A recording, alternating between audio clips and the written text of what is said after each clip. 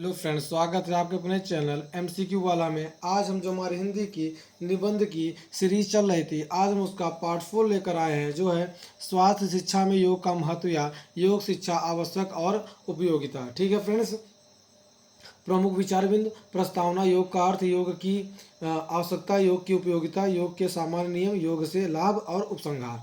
ठीक है फ्रेंड्स, चलिए स्टार्ट कर देगा। चैनल अच्छा लगे तो लाइक और सब्सक्राइब जरूर करिएगा। और इससे पहले आप आतंकवाद पर, पर्यावरण पर और जो वीडियो हमने बनाए हैं निबंध पर, अगर आपने अभी तक नहीं देखा है तो चैनल में जाकर जरूर से जरूर वॉच करिए, अपने मित्रों को जरूर शेयर करिए।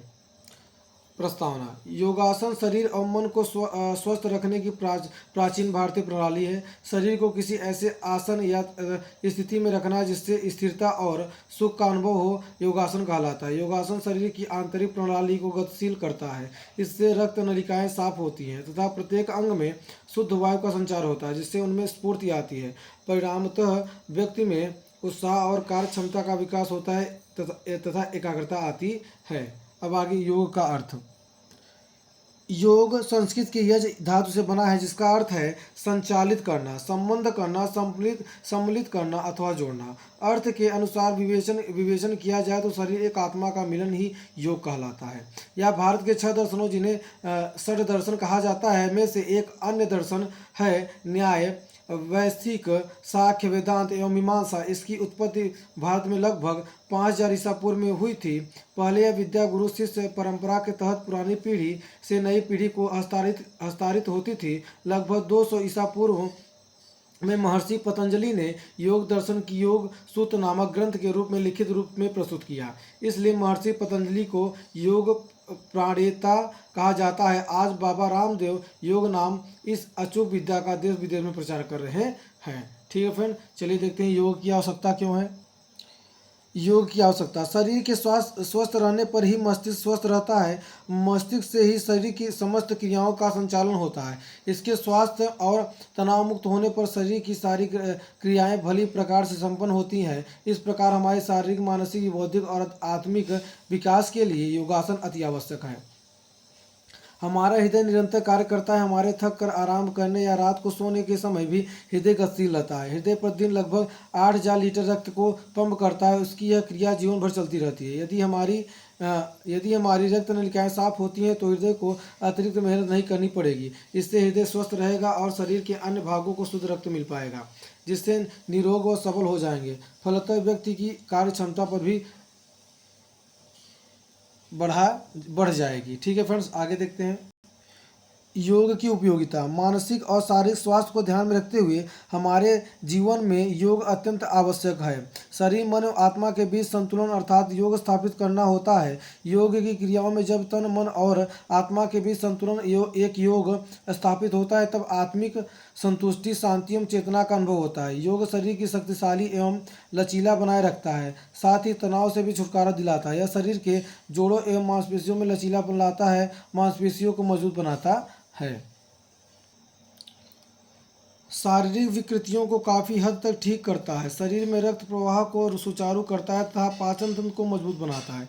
इन सब के अतिरिक्त यह शरीर की रोग प्रतिरोधक शक्तियाँ बढ़ाता है। कई प्रकार की बीमारियाँ जैसे अनिद्रा, तनाव, थकान, उच्च रक्तचाप, चिंता इत्यादि को दूर करता है तथा शरीर को ऊर्जावान बनाता है। आज की भाग दौड़ में भरी जिंदगी में स्वस्थ रह पाना किसी चुनौती से कम नहीं है। अंततः हर आयु वर्ग, स्त्री पुरुष के लिए योग उपयोगी है। ठीक है फ्रेंड, चलिए योग के सामान्य नियम क्या है पढ़ते हैं।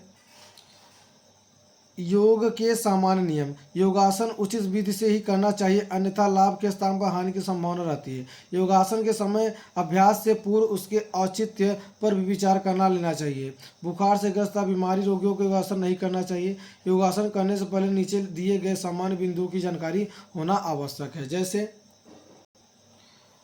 पहला, प्रातः काल शौचादि से निर्वृत्त होकर ही योगासन का अभ्यास करना चाहिए। स्नान के बाद योगासन करना और भी उत्तम रहता है। दूसरा, सायंकाल खाली पेट पर ही योगासन करना चाहिए। तीसरा, योगासन के लिए शांत, स्वच्छ तथा खुले स्थान का चयन करना चाहिए। बगीचे अथवा पार्क की योगासन करना अधिक अच्छा रहता है। चौथा, अगर देखा जाए, योगासन करते समय मन को प्रसन्न, एकाग्र और स्थिर बनाए रखना चाहिए। कोई बातचीत नहीं करनी चाहिए। छठवां, योगासन के समय अभ्यास को धीरे धीरे ही बढ़ाएं। अगर सातवां, योगासन का अभ्यास करने वाले व्यक्ति को हल्का, शीघ्र पाचक, सात्विक और पौष्टिक भोजन करना चाहिए। अगला 8वां, अभ्यास के आरंभ में सरल योगासन करने चाहिए। ठीक है फ्रेंड, चलिए आगे देखते हैं। योगासन के अंत में शिथिलासन अथवा श्वासन करना चाहिए। इससे शरीर को विश्राम मिल जाता है तथा मन शांत हो जाता है। आगे अगर देखा जाए तो योगासन करने के बाद आधे घंटे तक न तो स्नान करना चाहिए और न ही कुछ खाना चाहिए। चलिए योग के लाभ देख लेते हैं। छात्रों, शिक्षकों एवं शोधार्थियों के लिए योग विशेष रूप में लाभदायी सिद्ध होता है, क्योंकि यह उनके मानसिक स्वास्थ्य को बढ़ाने के साथ साथ उनकी एकाग्रता भी बढ़ाता है, जिससे उनके लिए अध्ययन अध्यापन की प्रक्रिया सरल हो जाती है। पतंजलि की योग सूत्र के अनुसार आसनों की संख्या 84 है, जिनमें भुजंगासन, कोणासन, पद्मासन, मयूरासन, शलभासन, धनुरासन, गोमुखासन, सिंहासन, तड़ासन, सर्वांगासन, पश्चिमोत्तानासन, चतुष्कोणासन, त्रिकोणासन, मत्स्यासन, गरुड़ासन इत्यादि कुछ प्रसिद्ध आसन है। योग के द्वारा शरीर पुष्ट होती है, बुद्धि और तेज बढ़ती है, अंग प्रत्यंग में उच्च शक्ति प्रभाव होने से स्फूर्ति आती है, मांसपेशियां सुदृढ़ होती है, पाचक शक्ति ठीक रहती है तथा शरीर स्वस्थ और हल्का प्रतीत होता है। योग के साथ मनोरंजन का समावेश होने से लाभ द्विगुणित होता है। इससे मन प्रफुल्लित रहता है और योग की थकावट भी अनुभव नहीं होती। शरीर स्वस्थ होने से सभी इंद्रियां सुचारू रूप से काम करती हैं। योग से शरीर निरोग, मन प्रसन्न और जीवन सरस हो जाता है। ठीक है फ्रेंड, चलिए आगे देखते हैं उपसंहार। अगर चैनल अच्छा लगे तो लाइक और सब्सक्राइब जरूर करिएगा, अपने मित्रों को जरूर शेयर करिएगा।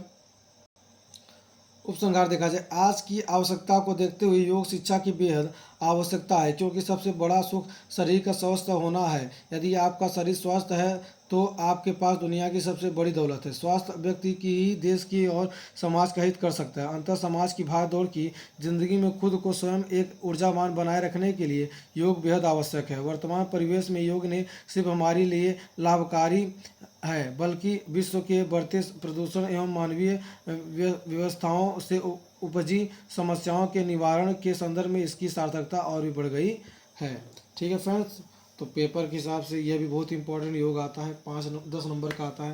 अगर आप इसको भी पढ़ लेंगे तो 2-2.5 पेज हो जाएगा और 7-8 नंबर आपका बन जाएगा। ठीक है फ्रेंड, मिलते हैं नेक्स्ट निबंध में, तब तक के लिए जय हिंद, जय भारत।